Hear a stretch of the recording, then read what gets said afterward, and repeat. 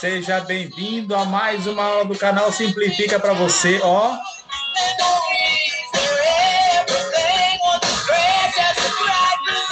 Estamos começando ao som de Guns N' Roses para você.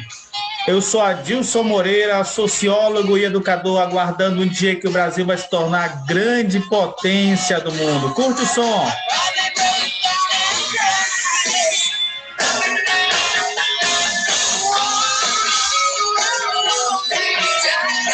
Hoje nós vamos falar do capitalismo e suas crises. Você, e aí, acha que o capitalismo já é predominante? Pode acabar o capitalismo? Será o fim do capitalismo?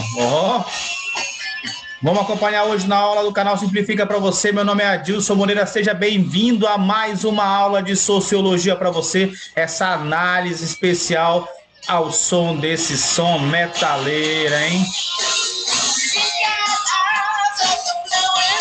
Bom, vamos lá então, o que interessa é que você está aqui atrás de conteúdo, não, meu filho? Olha só, vamos falar em sociologia do desenvolvimento. Galera, é o seguinte, nós vamos falar do sistema capitalista e suas nuances. Eu sou Adilson Moreira, estou aqui para simplificar para você. Não se esquece, dá o teu like, clica, curte, compartilha esta aula com os colegas da escola, do cursinho da faculdade. Afinal de contas, você não é obrigado a ver sozinho esta bagaça. Vamos lá, gente. O Programa das Nações Unidas para o Desenvolvimento, o PNUD, ligado à ONU, ele lançou um relatório lá pelos anos de 2014, mas não alterou muita coisa, não, na qual ele afirma que 40% da riqueza do mundo está nas mãos de 1% da população. Ou seja, gente, há uma grande concentração de riqueza nas mãos de uma pequena parcela da sociedade mundial. Bom, o que isso, em parte, representaria se nós fôssemos parar para pensar aqui? Será que significaria o fracasso de toda a luta do século XVIII e XIX? Porque se você pensar, se você parar para pensar, meu caro internauta, você vai ter a seguinte ideia. Bom, século XVIII, século XIX, iluminismo, Revolução Francesa, as ideias de liberdade, igualdade, fraternidade, a Revolução Industrial, com toda a sua, digamos, esperança ufanista, né, da riqueza, do progresso, o pensamento positivista, evolutivo, toda essa lógica científica dos séculos XVIII e XIX, elas parecem que começam a entrar em questionamento, em xeque, né? Porque ela não gerou o mundo como necessariamente poderia se imaginar, ok? Ainda mais quando você pensa que no século XX o sistema capitalista ele se tornou hegemônico, principalmente se a gente levar em consideração dois elementos fundamentais. Você teria ali a queda do Muro de Berlim, 1989, depois de muito tempo rivalizar com o socialismo, com o capitalismo, e em 1991, 2 anos depois, o fim, a extinção da União das Repúblicas Socialistas Soviéticas, a famosa União Soviética, URSS. Você vai lembrar desse assunto. A famosa Guerra Fria chega ao fim, né? Chega ao fim. Bom, significaria a hegemonia total do sistema capitalista. O capitalismo ele começa a entrar em forma hegemônica, domina. Não é à toa que na Rússia, por exemplo, começa a entrar a Coca-Cola e muitos outros produtos. Os símbolos do capitalismo começam a dominar aquele lugar. Bom, quais, então, seriam as consequências desse sistema capitalista, dessa concepção hegemônica do capitalismo? Eu poderia até dizer aqui, não só como consequência, mas como características do sistema capitalista, seria a concentração de renda, ok? Colocada de forma intensa, o aumento da pobreza, tá? E aí você viu, na medida que se concentra a renda, uma grande parte da população começa a sofrer, por isso alguns especialistas, tem aula aqui no canal para você acompanhar sobre globalização, os críticos da globalização, do pensamento único, da ideia evolucionista de globalização, vão dizer que o que ocorreu no mundo não foi uma globalização, foi uma americanização do mundo, ok? O que se globalizou foram os problemas ambientais, inclusive, e um deles é justamente esse aumento da pobreza como um todo. E as instituições, a destruição das instituições de defesa social. O sistema capitalista vai enfraquecendo na medida que o que vai surgindo vai ser justamente a ideia, o princípio chamado neoliberal. Bom, galera, é o seguinte, o sistema capitalista, costumo brincar nas aulas com os alunos e dizer que ele tem três objetivos fundamentais, tá bom? O primeiro deles é o lucro, o segundo é o lucro e o terceiro é o lucro.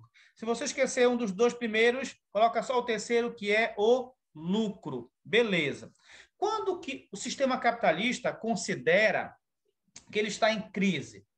Quando a taxa de lucros desse sistema diminui ou ela se torna praticamente nula, zero.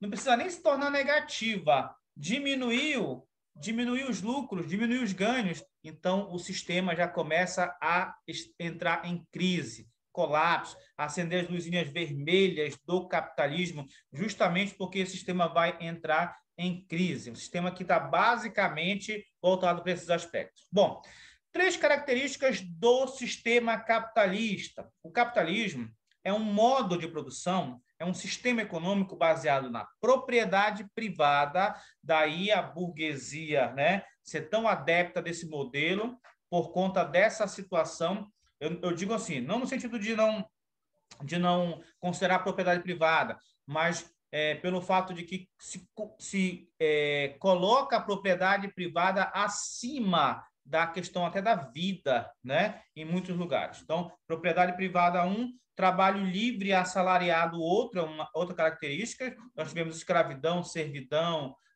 meeiros, etc. Então, aqui o trabalho livre e assalariado, ok? E aí o livre ali deveria estar entre aspas, hein, autor? Ou direção, produtor, ó, deveria estar em aspas, livre entre aspas, porque acho que nenhum trabalhador é necessariamente livre. Ele tem que bater ponto, tem que obedecer, tem disciplina, tem regras, etc. Então, livre e assalariado. Esse livre se dá justamente pela questão do um direito fundamental que não havia na servidão e na escravidão, que é o direito de ir e vir, tá? O direito de ir e vir, ok? E a busca do lucro que nós já falamos ali anteriormente. Bom, então, quando é que esse sistema, que o capitalismo, ele dá noções de crise? Se fala tanto em crise no capitalismo, desde que o capitalismo é capitalismo, né? Eu acho que desde que ele era um capitalismo júnior, mini, né? Um bebê capitalismo, ele já nasce com a crise, ok? O Karl Marx dizia que o capitalismo carrega dentro de si o germe da sua própria destruição. Ele produz as condições necessárias para uma crise. A virtude do capitalismo é que ele vai se renovando, ele vai se repaginando, né? E etc. Então, quando é crise? É quando as taxas de lucros elas são baixas ou são negativas. Prestem bem atenção que não necessariamente precisa ser negativa. Elas são apenas baixas. Se uma empresa lucra 10, 15, 20 anos num país, mas ela começa a ter problemas ali de baixa produtividade, lucratividade, ela já começa a pensar em sair daquele país. Então, o capitalismo ele tem essa lógica de buscar o lucro e justamente para poder considerar essas taxas, né? Que eles consideram basicamente taxas de lucros altíssimas. Tem que ser rentável, como demonstra na figura embaixo, ó, dá uma olhada aí, tem que ser rentável para a burguesia, para o capitalismo, para a elite financeira internacional, manter aquela empresa ou algo naquele lugar, basicamente. Bom, quais serão, depois de entender o que é uma crise no sistema capitalista, baixa lucratividade, etc., nós vamos pensar agora nos tipos de crise que o capitalismo tem, que ele propõe.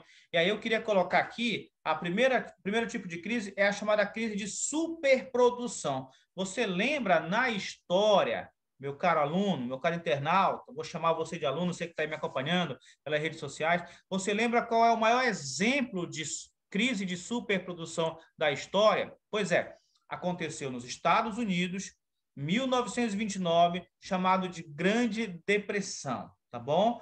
O crash da Bolsa de Nova York, a quebra da Bolsa de Valores de Nova York de 1929. E essa crise ela foi chamada de superprodução pelo seguinte contexto. Se você estiver lembrado das suas aulas de história, né, dos professores que, né, brilhantemente explicaram para você, você vai ter a seguinte noção. Após a Primeira Guerra Mundial, os Estados Unidos começaram a ser elevados como grande potência do mundo. As duas grandes guerras funcionaram como gangorras no mundo, né? A Europa decai e os Estados Unidos, vai ascender à condição de grande potência mundial. Então, os Estados Unidos, durante a Primeira Guerra Mundial, ele teve uma produção industrial muito elevada. E aí, nos anos subsequentes à guerra, basicamente, os Estados Unidos não freou a sua produção industrial, ou seja, os americanos adotavam o princípio liberal, onde o Estado é mínimo e não interfere na economia. Então, eles começaram a perceber o mercado consumidor dele, o consumo caindo e a produção sempre elevada. O Estado não interviu nessa relação.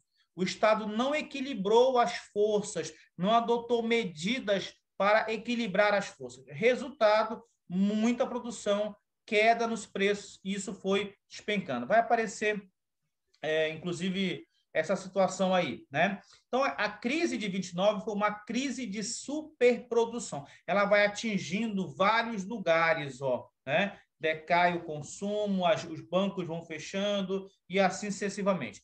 Todo esse processo é a chamada crise de superprodução capitalista.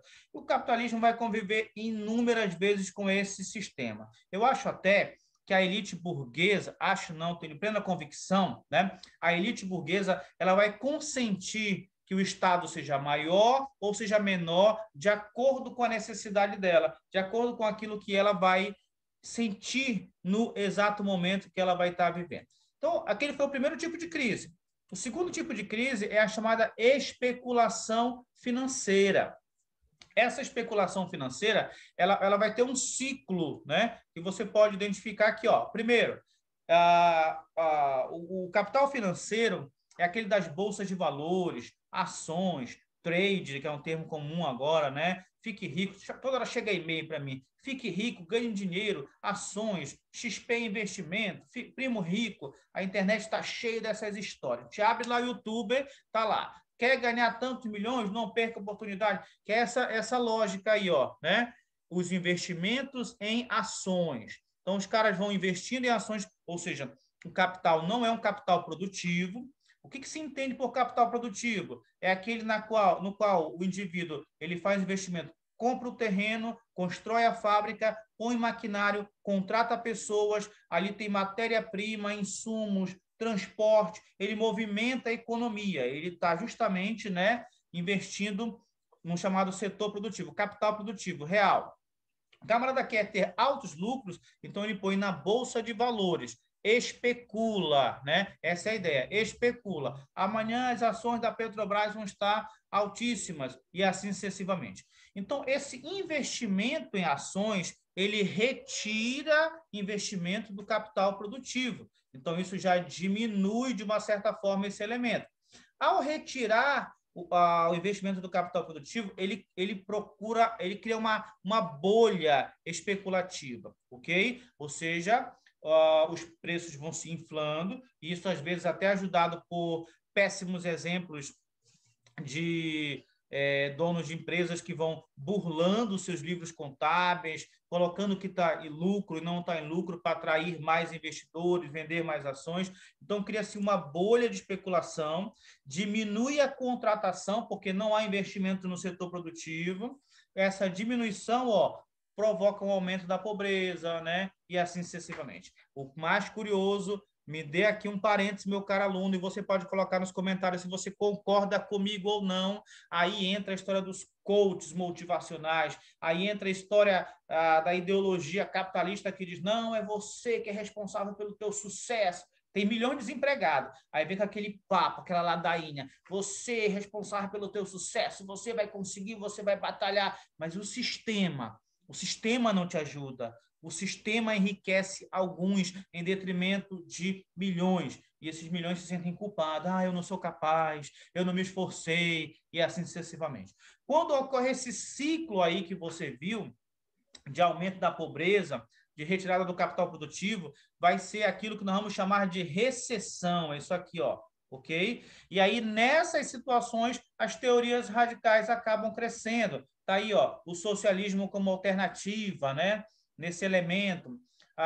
E aí, algumas experiências do século XX vão acabar demonstrando essa questão justamente para tentar colocar esse elemento. Não te esquece, dá teu like, clica aí, curte, se inscreve, ó, se inscreve, me dá essa força, ok? Para que a gente possa produzir mais aulas para esse canal. Bom, gente, diante das crises do sistema capitalista, o que nós temos? Nós temos a forma como o Estado vai reagir a essas crises do sistema capitalista. O chamado Estado Nacional Democrático. Não se esqueçam, democracia acima de tudo. Não se iluda com propostas radicais. Bom, então a gente tem a seguinte ideia: como é que o Estado vai atuar? Ele vai ser um regulador das ações, ele vai ser um fomentador ou ele vai ser coadjuvante? Tá? Quais são os limites e os poderes do Estado para resolver as crises do sistema capitalista? Aquilo que eu falei, às vezes a elite burguesa ela prega o Estado mínimo, ela prega a desburocratização, mas quando a coisa aperta, ela recorre ao Estado. O BNDES está aí, né, para dar dinheiro ou emprestar dinheiro para os empresários. Então, esses três modelos, o Estado vai ser regulador, ele vai ser fomentador ou ele vai ser coadjuvante. Eu queria citar dois exemplos para vocês nessa aula. Essa primeira imagem que apareceu aí, ó, esse camarada na foto, esse baixinho aí, ó, conhece ele? Olha mais de perto. Esse cara aí é um cara chamado Getúlio Dornelles Vargas. Esse camarada aí governou o Brasil 19 anos, só isso, viu? 19 anos, de 30 a 45 e depois de 51 até 54. Então, aproximadamente 19 anos ele vai governar o Brasil. E nesse período o Estado era máximo, o Estado era gigante. O Estado começa a tomar conta de setores da economia brasileira. Não é à toa que ele fundou aquela rede Brás, né? A Petrobras, Radiobras, Telebrás, não sei quantas Brás da vida, Companhia Siderúrgica Nacional, Fábrica Nacional de Motores. O Estado se torna o gestor dessas áreas, ele controla, ele vai sendo basicamente o fomentador, né, desses elementos, tá bom? Outro momento da história é com Juscelino Kubitschek, que está aqui, ó, garoto propaganda do automóvel, né, do setor automobilístico brasileiro. Ele atrai indústrias, abre o Brasil para o capital internacional, facilita a entrada dessas empresas, ok? E aí, justamente, o Estado vai também funcionar como esse fomentador, né? Atraindo elementos e assim sucessivamente. Então, são dois exemplos que a gente pode considerar que o Estado ele tem esse papel regulador nessa questão. Bom, diante disso, a gente vai ter a seguinte análise: quais são as abordagens e perspectivas do desenvolvimento que a sociologia vai colocando? A sociologia vai analisar o capitalismo, vai analisar suas crises, seus momentos, seu desenvolvimento, e quais são esses elementos que ela vai colocar? Bom, primeiro, quando a economia é de mercado, no sistema capitalista, tem-se a seguinte ideia: a economia de mercado preza pela noção de progresso, ok? E a noção de progresso, olha que ideologia bonita do sistema capitalista aí, gente. A noção de progresso é quando ocorre o aumento da produção de riqueza. Essa é a concepção, inclusive, liberal de desenvolvimento, tá bom? Os liberais acreditam que se a economia se desenvolver, isso vai gerar empregos e o indivíduo vai poder ter aquilo que necessita com próprios elementos ligados à economia. O crescimento econômico provocaria uma espécie de desenvolvimento, ok? Nessa economia de mercado. Então, essa chamada visão liberal. Nessa concepção liberal, o mercado ele é independente, ele não deve estar submisso ao Estado, ok? Bom, quem defendia muito essa lógica nos anos 40 era um polonês chamado Karl Polanyi, tá? Ele dizia, com a sociedade em crise, o aumento da pobreza, ele propôs a regulação do mercado. Já era um pressuposto para as chamadas ideias keynesianas, o keynesianismo, tá? Ó, John Maynard Keynes foi um pensador que ele também viveu esse período aí entre guerras, né? E ele vai propor nas suas ideias a seguinte concepção: para tirar os Estados Unidos da crise, inclusive os Estados Unidos foram que adotaram inicialmente, abandonam o princípio liberal e adotam as ideias do Keynes. Para tirar os Estados Unidos da crise, seria necessário que o Estado se tornasse um Estado gestor, gigante, regulador das coisas, e aí vai ter o aumento dos gastos públicos, na visão dele, a redução da jornada de trabalho, ok? E a intervenção na economia. São alguns princípios chamados de keynesianos, tá? O keynesianismo é o chamado estado de bem-estar social. Esse daqui, olha que beleza, que foto de perfil linda, né? Segue ele no Instagram, viu? Segue ele no Facebook. Esse é o Cal Polanyi, que eu falei ali, tá? Esse é o Cal Polanyi. Este outro senhor aqui que vai ser o Keynes. Por exemplo, então, três áreas de atuação do keynesianismo: na economia, tá? Incentivando a produção, financiando, regulando o mercado. Aí existem duas maneiras que o Estado intervém na economia que ajuda, né? Uma é financiando diretamente, por exemplo, que é o empréstimo via bancos estatais, né? Você tem o caso do BNDES e outros bancos que atuam nesse sentido. E o exemplo do BNDES aí, né? Banco Nacional de Desenvolvimento Econômico, aí estava muito só econômico, colocaram o Szinho com o passar do tempo, tá bom? E pode ser através de subsídios, né? Subsídios são, às vezes, o Estado deixa de receber impostos e esse Estado, então, ele atrai empresas, atrai investimentos, vai gerando emprego para movimentar a economia, né? Mas deixou de arrecadar, né? E tem lá um subsídio também que é dado financeiramente pelo Estado, ok? É uma linha especial de crédito que também fomenta. Então, o Estado atua direto na economia. Esse modelo aí os burgueses nunca rejeitaram, não, tá? Os burgueses querem receber do Estado alguma coisa. Pregam o liberalismo econômico, pregam um Estado mínimo, mas na hora de receber, venha a nós o vosso reino, estão lá com a canequinha, com um prato para receber também do Estado. O keynesianismo também vai atuar na área social. E é isso que os burgueses não querem, que é esse peso dos gastos públicos, né? A ampliação dos direitos sociais, a educação e a saúde entraram como pré-requisitos fundamentais, ok? Quero fazer uma comparação com você, você também pode comentar a partir das suas experiências. Não sei se você sabe, mas o Brasil ele tem uma legislação que contempla a educação e a saúde como elementos, direitos fundamentais dos seres humanos. Aí você diz, mas professor Adilson, isso não é assim em todo canto? Não, nem em todo canto.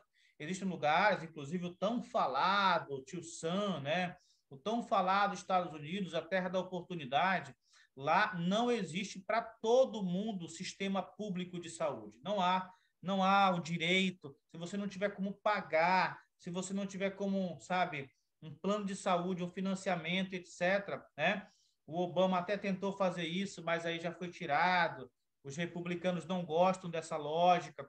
Então, basicamente, você tem ali uma sociedade que o indivíduo ele tem que pagar. Professor, mas lá eles são ricos, eles conseguem, a economia deles permite e eles vão, né, tendo. Nem todo mundo tem condições, tá bom? Fique bem claro. Então, como direito universal, o Brasil carrega esse elemento.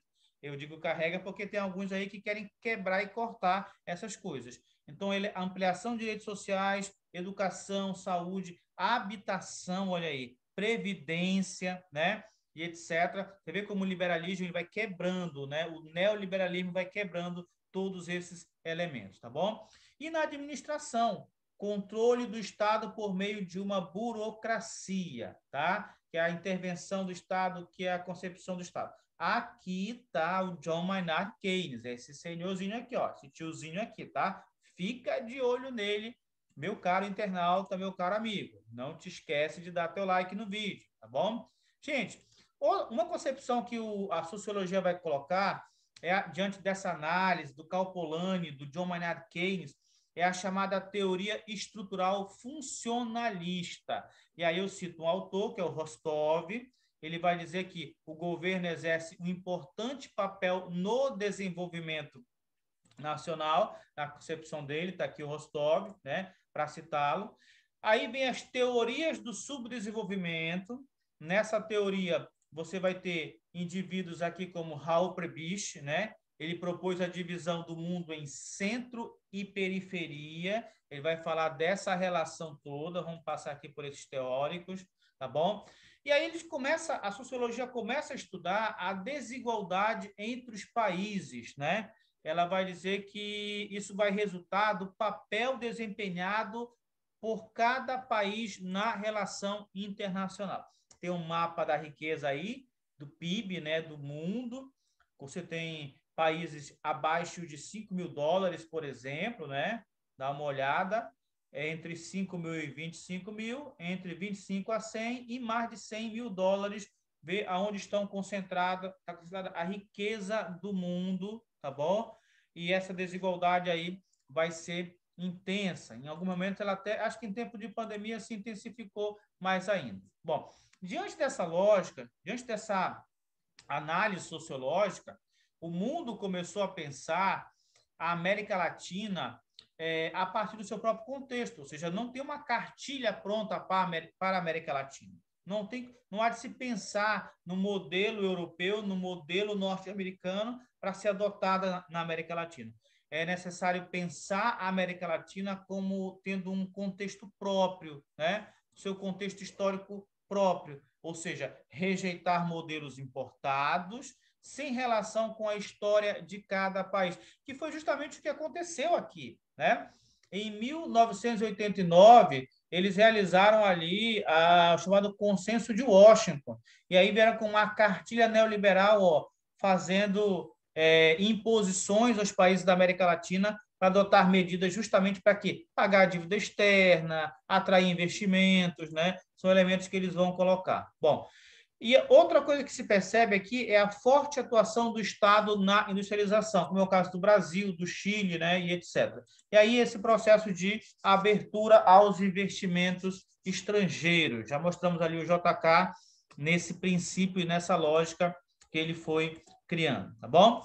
Um grande pensador da história brasileira é esse senhor aí, ó, essa figura aí, ó, o Celso Furtado. Celso Furtado, ele é um grande pensador brasileiro, ok? E ele vai pensar numa seguinte ideia. Ele vai dizer, olha, ele afirma que o subdesenvolvimento não deve ser entendido como etapa inferior, mas como influência dos países centrais, ok?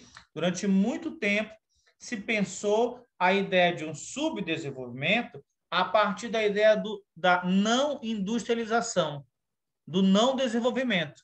Isso, o Celso Furtado não concorda com essa ideia. A ideia dele, ó, preste bem atenção que isso é bem teórico. A ideia dele é o modelo adotado no Brasil, o modelo imposto no Brasil, ok? Ele foi gerando uma desigualdade social profunda, ele foi gerando bolsões de pobreza, ele foi gerando uma sociedade com índices negativos, com índices ruins, que vem ser chamada de subdesenvolvida, tá bom? Então, na realidade, alguns teóricos, eu estou lembrando aqui, eles vão chamar muito mais de desenvolvimento perverso, né? Ou seja, a industrialização brasileira, ao invés de diminuir a desigualdade entre ricos e pobres, ela aumentou a desigualdade entre ricos e pobres. Isso tudo porque por conta da imposição dos países do centro, dos países ricos, dos países imperialistas e com a conivência das nossas elites locais, é o que vai dizer o próximo pensador aí depois. Então, crescimento econômico versus desenvolvimento, nem sempre crescimento econômico significa desenvolvimento social. E aí nós chegamos na teoria da dependência, e chegamos nesse senhor aí. Não sei se você, meu jovem, meu caro aluno, conhece. Os mais antigos, não é o meu caso, que sou novinho, né? E etc. Já estão me chamando de o tiozão da internet, mas não é o meu caso. Este camarada aí é o Fernando Henrique Cardoso, tá? Fernando Henrique Cardoso, o FHC, né? Foi chamado, né? Sociólogo, hein? Ó, colega de profissão, sociólogo. Esse camarada aí, ó, ele vai produzir uma obra, o Fernando Henrique Cardoso, já justamente com Enzo Faleto, né? Que é um pensador da América Latina, mais de viés marxista, e ele vai ter essa visão ali de dualidade, de conflitos, né, etc. Então, ele vai analisar a relação entre o imperialismo norte-americano e as classes dominantes, ok? Ele vai dizer que a maneira como a nossa sociedade vai se comportar, os índices, eles são fruto dessas escolhas dessa classe dominante, essa burguesia nacional, tá bom? E vai dizer que essas escolhas nunca são neutras e sempre possui um viés político. Por isso ele vai dizer que a dominação imperialista e econômica externa, seja norte-americana ou não, ela é resultado de fatores internos de uma elite com fatores externos que acabam se impondo. Bom, nesse sentido, a gente chega nos anos 90, né, com a abordagem neoliberal do desenvolvimento, e nessa abordagem você tem a teoria neoliberal entrando em vigor. Nós temos vídeo aqui para você sobre o neoliberalismo no canal, você maratonar, ok? A crise do estado de bem-estar social nos anos 70, nos anos 80, os programas sociais, os gastos públicos, eles estavam sufocando a economia, a burocracia dos estados, né? A elite dizia que estava muito pesado, estava muito forte, ok? Lembra até de uma propaganda neoliberal em que o Estado era representado como um grande elefante, que inclusive estava na academia ali dançando, batia na porta das pessoas, jantava, incomodava, né? A figura do Estado gigantesco. Então, esse modelo de Estado de bem-estar social dos anos 70, dos anos 80, teve que ser repensado. Ocorreu na Inglaterra com Margaret Thatcher, ocorreu nos Estados Unidos com Ronald Reagan, e aí esse novo papel do Estado neoliberal, e então ele começa a se impor aos países da América Latina, como eu falei antes, né, com essas três imposições: desregulamentar a economia, né, aquilo que o Estado construiu na era Vargas, JK, até certo ponto no regime militar brasileiro e tal, ele começa um processo de desregulamentação, né, nesse processo, privatização.